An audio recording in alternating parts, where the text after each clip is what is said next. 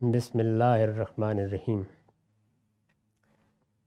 وعن علی قال كنت رجل مزا فكنت استحيي ان اسأل النبی صلی اللہ علیہ وسلم لمکان ابنته فامرت المقداد فسأله فقال یغسل ذکره ویتوضا۔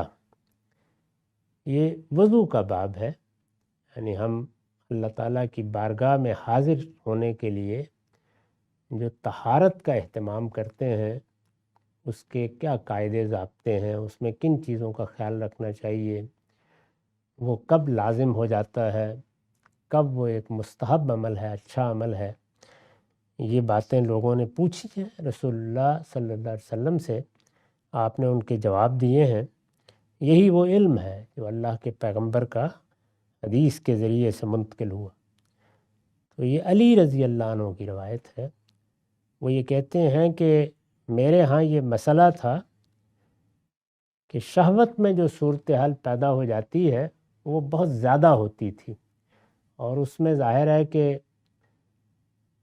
کچھ چیزیں لاحق ہو جاتی ہیں، ایسے ہی جس طرح سے انسان رفع حاجت کرتا ہے تو کچھ چیزیں لاحق ہوتی ہیں۔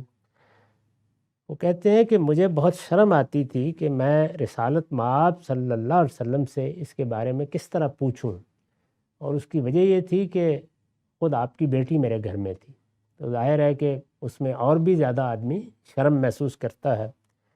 تو میں نے مقداد سے کہا، یہ بھی ایک صحابی ہیں اور ان کے ساتھی بھی ہیں، کہ اگر تم یہ بات پوچھ دو مجھے، تو آپ نے فرمایا کہ نہیں، اس صورتحال میں صرف عضو کو دھو لیا جائے گا اور وضو کیا جائے گا، اس سے زیادہ کوئی ذمہ داری نہیں ہے۔ یعنی طہارت تو ہوگی، میں نے عرض کیا ہے کہ ہمارے دین میں بدن کی طہارت کو 3 بنیادی چیزوں میں شامل کیا گیا ہے، یعنی دین کا جو کانٹینٹ، اس کے مشمولات ہیں، ان میں عبادات کے بعد 3 ہی چیزیں ہیں، خور و نوش کی حرمتیں ہیں، بدن کی طہارت ہے اور اخلاق کی تطہیر ہے۔ تو اس میں اس کی بڑی اہمیت ہے کہ طہارت تو بہرحال ہو، یعنی صاف ستھرے رہیے، دھو کر پاک کیجیے اپنے آپ کو، لیکن اللہ کی بارگاہ میں حاضر ہونے کے لیے طہارت ہی کافی نہیں ہے، اس کے لیے زائد اہتمام کیا جاتا ہے، وضو کا بھی اور غسل کا بھی، بعض صورتوں میں غسل کا، بعض میں وضو کا۔ تو ان کو یہ تھا کہ کیا یہ جو ابتدائی صورت پیدا ہو جاتی ہے مردوں کے ساتھ، عورتوں کے ساتھ بھی ہو جاتی ہے، تو اس میں بھی غسل کرنا ہوگا، اس کے بارے میں شرما رہے تھے پوچھتے ہوئے۔ جب پوچھا تو آپ نے بتایا کہ نہیں، اس کے لیے بس یہ ہے کہ دھو کر صاف کر لو اور پھر وضو کرو، نماز پڑھ سکتے۔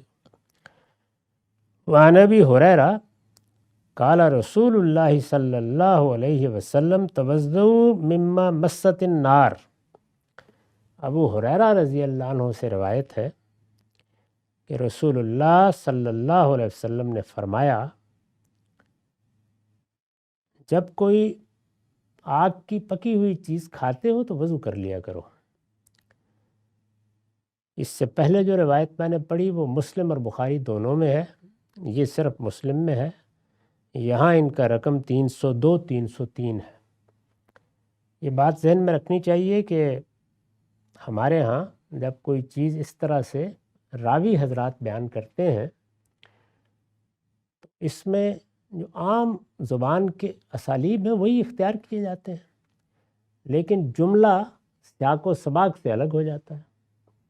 قرآن مجید میں جو بات کہی گئی ہے اس کے الفاظ، اس کے جملے، اس کا سیاق و سباق ایک ربط کے ساتھ ہے، وہاں ہر چیز کا آپ پیچھے آگے سے دیکھ کر متعین کر کے اندازہ کر سکتے ہیں کہ کیا بات کہی گئی ہے۔ لیکن یہاں بعض اوقات مسئلے پیدا ہو جاتے ہیں، تو یہ بھی ایک مسئلہ پیدا ہو گیا لوگوں میں کہ کیا اگر کوئی چیزیں اس طرح سے چولہے کی پکی ہوئی، جیسے کہ آپ نے کچی سبزی کھا لی، گاجر کھا لی، کچھ کھا لیا، یہ جو حضور نے فرمایا کہ اگر آگ کی پکی ہوئی چیز کھاؤ تو وضو کر لیا کرو، تو کیا وضو اس سے ٹوٹ جاتا ہے جب ہم کھانا کھاتے ہیں اور وضو کرنا لازم ہے؟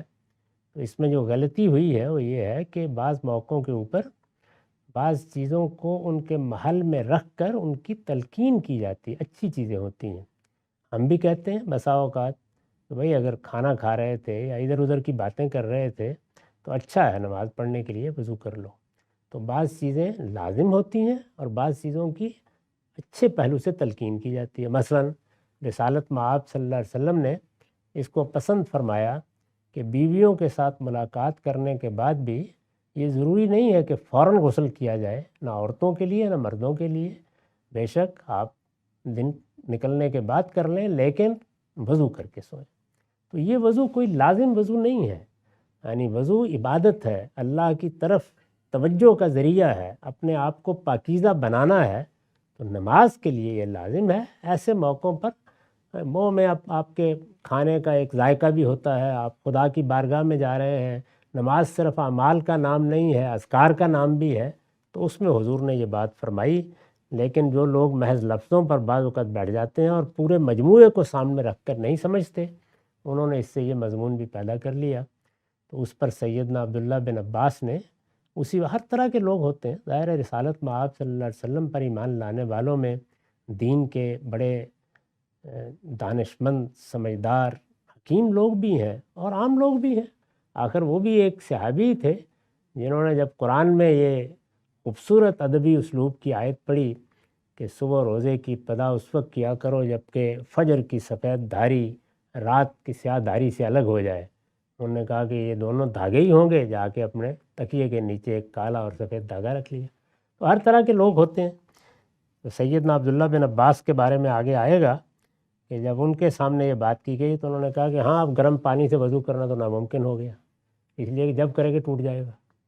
تو یہ گویا انہوں نے توجہ دلائی کہ بے عقلی کی بات کر رہے ہو، یہ کہ آپ کلی کر لیں، یہ کہ آپ اس طرح سے اگر محسوس کریں۔ بعض اوقات ایسا ہوتا ہے وضو کر کے بیٹھے ہوتے ہیں اور نماز بھی پڑھی ہوتی ہے، لیکن گفتگو شروع ہو گئی، وہ کسی نے کوئی لطیفہ سنا دیا، بہت ہنس بول لیا، تو آدمی محسوس کرتا ہے کہ اب مجھے اللہ کی بارگاہ میں اٹھ کے جانا ہے، تو اچھی بات یہ ہے کہ وضو کر لیا جائے۔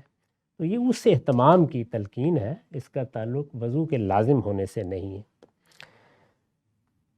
اس کے بعد رقم 304 میں ہے قال ان رسول اللہ صلی اللہ علیہ وسلم اکلا کتف شاۃ ثم صلی ولم یتوضا۔